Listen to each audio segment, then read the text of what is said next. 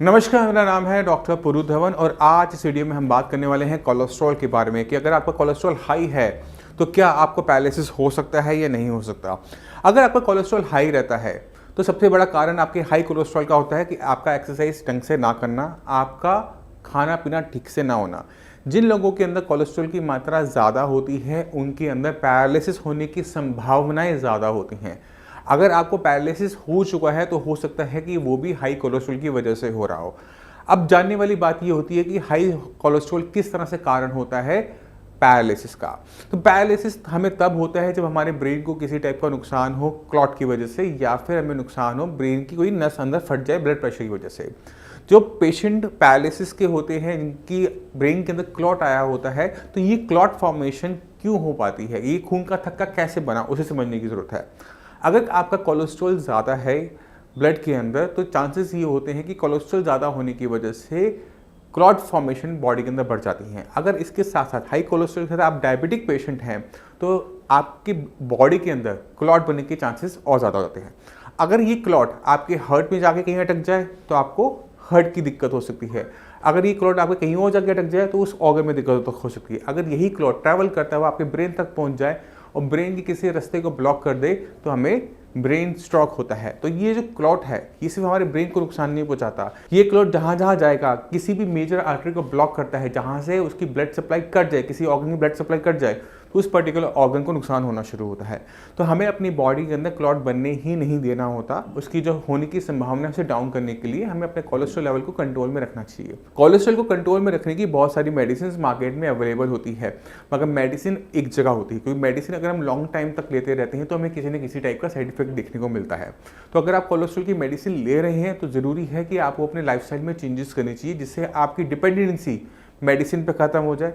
सिर्फ कोलेस्ट्रॉल आपका डाउन ना हो, आपकी पूरी बॉडी भी हेल्दी हो। और उसका तरीका बहुत सिंपल है और आप सभी उसको अच्छी तरीके से जानते हैं, क्योंकि जब भी डॉक्टर कोई मेडिसिन लिखता है तो आपको एक छोटी सी एडवाइस देता है जिसे हम अक्सर इग्नोर करते हैं। वो क्या कहता है, हेल्दी खाओ, हेल्दी रहो, एक्सरसाइज करो। जिससे क्या होता है कि बॉडी का जो मेटाबॉलिज्म है वो फास्ट हो जाता है, जिसकी वजह से बॉडी के अंदर कोलेस्ट्रॉल फॉर्मेशन की जो टेंडेंसी है वो डाउन हो जाती है।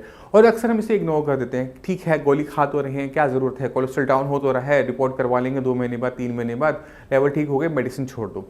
जैसे ही आप मेडिसिन छोड़ते हो ये सोच कर कि आपके कोलेस्ट्रॉल के लेवल ठीक हो गए, कोलेस्ट्रॉल की बनने की जो टेंडेंसी है वो बॉडी में बनी रहती है, आपके कोलेस्ट्रॉल लेवल फिर बढ़ने शुरू होते हैं और एक तरह से एक लूप सा बन जाता है जहाँ पर हमारी मेडिसिन छूट नहीं पाती। इसका आसान तरीका सबसे अच्छा यही है, एक्सरसाइज एंड डाइट। खाना जब आप खा रहे हो तो ध्यान रखो कि बहुत ज़्यादा फ्राइड खाना मत खाओ, खाने के अंदर घी तेल की मात्रा कम रखो, उतना ही रखो जितनी ज़रूरत है।